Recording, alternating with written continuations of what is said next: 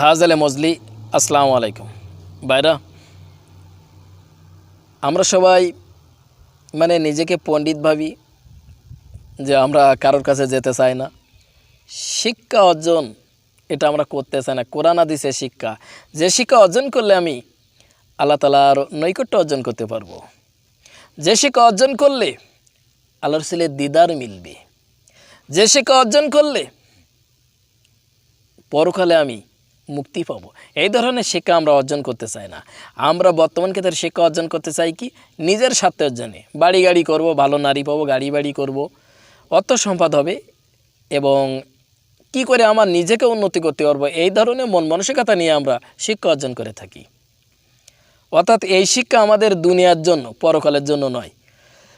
আপনি এমন এক শিক্ষা অর্জন করেন যে শিক্ষার মাধ্যমে আপনি পরকালেও ভালো থাকবেন, আল্লাহ তাআলার নৈকট্য অর্জন করতে পারবেন। দেখেন ভাইরা, আল্লাহ রাসূল যখন মক্কা থেকে মদিনায় গিয়েছিল, মদিনায় যাওয়ার পর 6 বছর পরে আউফ ইবনে মালিক, উনি কিন্তু মদিনার একটা উচ্চ পর্যায়ের লোক ছিলেন, ক্ষমতাধারী লোক ছিলেন, বাদশা ছিলেন। আউফ ইবনে মালিক উনি আল্লাহ রাসূলের কাছে আসতে চায়, কিন্তু ওনার প্রজা সঙ্গীরা সবাই বলে যে আপনি বাদশা, আপনি ক্ষমতাধারী লোক, কেন আপনি মুহাম্মাদের কাছে যাবেন?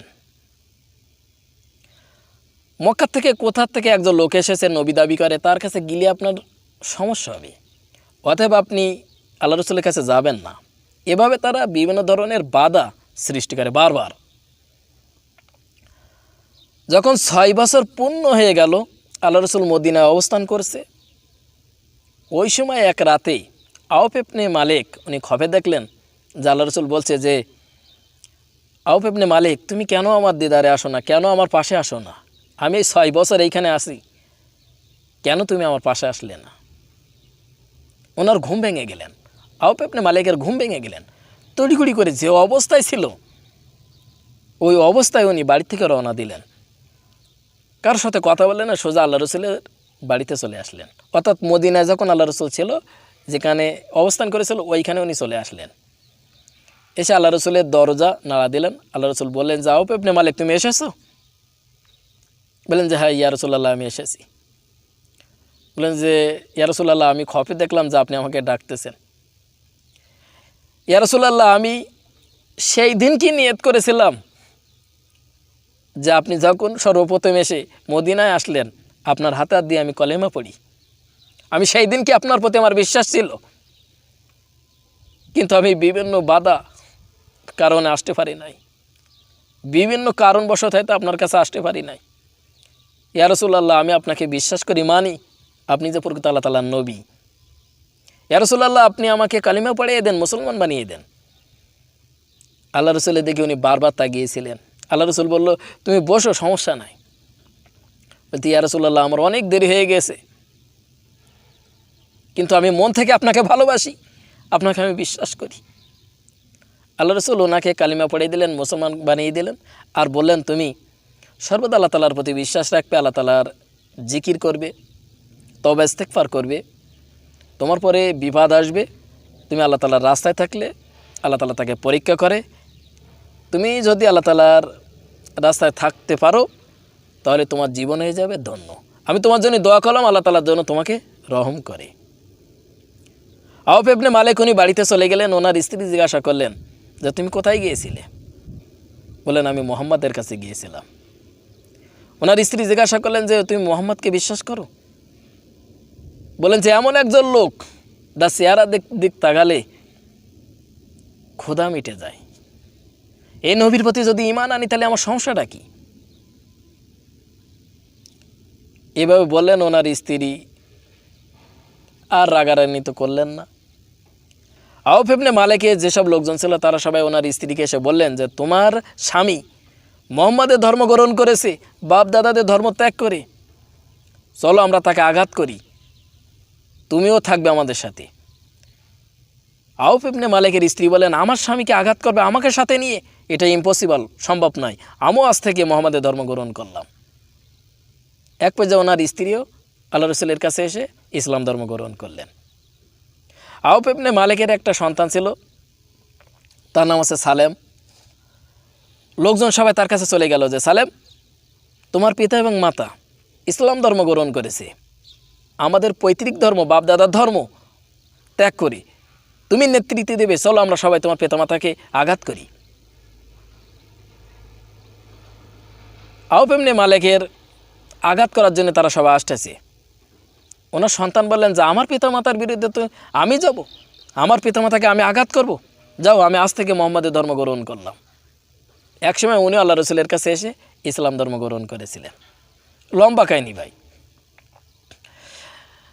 আউফ ইবনে মালিক উনি আল্লাহ রসুলের প্রতি ঈমান এনেছিল, বিশ্বাস এসে গিয়েছিল। কাফেররা সর্বদা ওনাকে আঘাত করার জন্যই ব্যস্ত ছিল।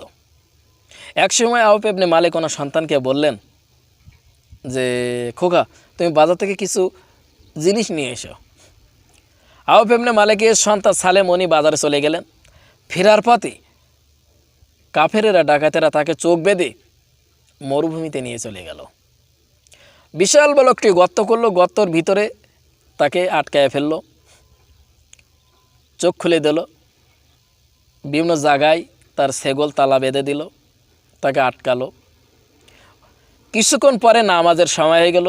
সালেম বললেন যে তোমরা আমাকে আঘাত করেছো, আমার কোনো সমস্যা নাই, আমাকে একটু উজুর পানি দাও, আমি একটু নামাজ পড়ব।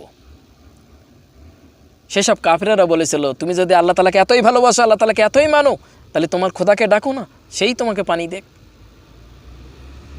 ওইসব সালেম উনি আল্লাহ তাআলার কাছে দোয়া করেছিল, আল্লাহ ইয়া আল্লাহ পাক পরওয়ারদিগার, আমি তোমাকে ভালোবাসি, তোমার প্রতি আমার বিশ্বাস এসেছে, আমি ঈমান নিয়ে এসেছি, আল্লাহ গো আমি একটু নামাজ পড়ো, তুমি পানি দাও। এই কথা বলার সাথে সাথে মুষলধারে তুমুল ধারে বৃষ্টি নেমে আসলো। সবাই যেই গেল এ কি। তারপর উনি ওই জায়গার পানি নিয়ে নামাজ পড়লেন, আল্লাহ তাআলার কাছে দোয়া করলেন, আল্লাহ তাআলা ওনার তালাটা খুলে দিলেন। আর ওই জায়গায় বিশাল ভূমিকম্প, আপনার ঘূর্ণিঝড়ের সৃষ্টি হলো। কীটা কমনি কত দূরস্থারে চলে গেল খোঁজ নাই। উনি ওই জায়গা থেকে উঠে দেখলেন যে বৃষ্টি এসে তো 100 উট একটা রশির সাথে বাঁধা, উটগুলো সব থরথর করে কাঁপছে। উনি ওই জায়গায় আসলেন, আসার পরে গাইবে একটা আওয়াজ হলো, এ সালেম, তোমার প্রতি আল্লাহ তাআলা সন্তুষ্টি হয়েছে এবং তোমাকে উপহার হিসেবে আল্লাহ তাআলা তোমাকে গিফট করলো, 100 উট তোমাকে দিল, তুমি এই উটগুলো নিয়ে বাড়ি চলে যাও। তারপরে উনি ওই উটগুলো নিয়ে বাড়িতে আসলেন। বাড়িতে আসার আগে সালেমের পিতা এবং মাতা দুইজন আল্লাহ রসুলের কাছে গেলেন, বলেন যে ইয়া রাসূলুল্লাহ, আমার সন্তানকে কারা যেন নিয়ে চলে গেছে, আর পাচ্ছি না, বাড়িতে আসতেছে না, খোঁজ পাচ্ছি না। আল্লাহ রসুল সালেমের জন্য দোয়া করেছিল, বলেছিল খুব তাড়াতাড়ি সালেম তোমাদের বাড়িতে আসবে। এই উটগুলো নিয়ে 100 উট এইগুলো নিয়ে সালেম উনি বাড়িতে চলে গেলেন। গিয়ে ওনার পিতাকে বললেন যে আমি বাড়ি এসেছি। পুরো ঘটনাটা ওনার পিতামাতার সাথে শেয়ার করলেন, বললেন। আউফ ইবনে মালিক বললেন যে তুমি এই উটগুলো কোথা থেকে নিয়ে এসেছো, এই ঘটনার কথা বললেন। তারপর উনি আউফ ইবনে মালিক উনি বিশ্বাস করছে না, বললেন ঠিক আছে চলো আমরা নবীজির কাছে যাই। তিনজনা নবীজির কাছে চলে আসলেন, এসে বললেন যে ইয়া রাসূলুল্লাহ, আমার সন্তান বাড়িতে এসেছে, সাথে 100 উটও নিয়ে এসেছে, কিন্তু এই উটগুলো যে কার এটা তো আমি ভালো বুঝতে পারছি না। আল্লাহ রসুল সালেমের কাছ থেকে পুরো ঘটনাটা শুনলেন, বললেন যে সালেম ঠিক বলেছে। কারণ ওই সময় আয়াত নাজিল হয়েছিল, আল্লাহ তাআলা আল্লাহ রসুলকে বলে দিয়েছিল যে সালেম যে আল্লাহ তাআলার প্রতি বিশ্বাস স্থাপন করেছে, বিশেষ ঈমান নিয়ে এসেছে, এই জন্য আল্লাহ তাআলা তাকে পুরস্কার হিসেবে দুনিয়াতে 100 উট দান করলো। আল্লাহ রসুল বললেন ঠিক আছে, এর অর্ধেক উট তুমি নাও, বাকি অর্ধেক উট আমাকে দাও। তাহলে ভাই এই জায়গায় বোঝেন যে আল্লাহ রসুলের দিনের উপর প্রতিষ্ঠিত থাকার কারণে ক্ষণস্থায়ীর জন্য আপনার কাছে দুঃখ কষ্ট আসতে পারেই। নির্দিষ্ট টাইম যখন এসে যাবে, আল্লাহ তাআলার রহমত যখন আপনার পরে আসবে, তখন কেউ আপনাকে ঠেকাতে পারবে না। কারণ কি আল্লাহ তাআলার রহমত এমন, যদি কোনো বান্দার পরে আল্লাহ তাআলা বিশেষ রহমত, খাস রহমত দান করে, সে বিশেষ পর্যায়ের ভূমিকা পালন করে। এখন আল্লাহ তাআলার প্রতি আপনি যে বিশেষ রহমত নিয়ে আসবেন এটা পাবেন কিভাবে? সেই সময় তো নবী রাসূলগণ ছিলেন, আল্লাহ রাসূল দোয়া করলে তাই হয়ে যেত। এখন তো সাহাবী নবী রাসূল কেউ নাই, তাহলে কে আপনার জন্য দোয়া করবে? আপনি যে বিভ্রান্তির ভিতরে আছেন, আপনি যে কষ্টের ভিতরে আছেন, কে আপনার জন্য দোয়া করবে? কারণ আপনি দৈনন্দিন জীবনে যে খাবারগুলো খেয়ে থাকেন, এই খাবার ভিতরে হারাম খাদ্য আছে, আপনার চলাফেরা বিভিন্ন কারণে সমস্যা আছে। এই যে বিভ্রান্তি মানুষ কারো সত্যের পথে আহ্বান করবে? এই ক্ষতিগ্রস্ত মানুষকে কারা সত্যের পথে নিয়ে আসবে? এই সম্পর্কে আমি আমার অন্য ভিডিওতে আলোচনা করেছি। যদি আমার ভিডিওগুলো দেখেন, আল্লাহর রহমতে মোটামুটি কিছু না কিছু ধারণা আপনি পেয়ে যাবেন। আসসালামু আলাইকুম।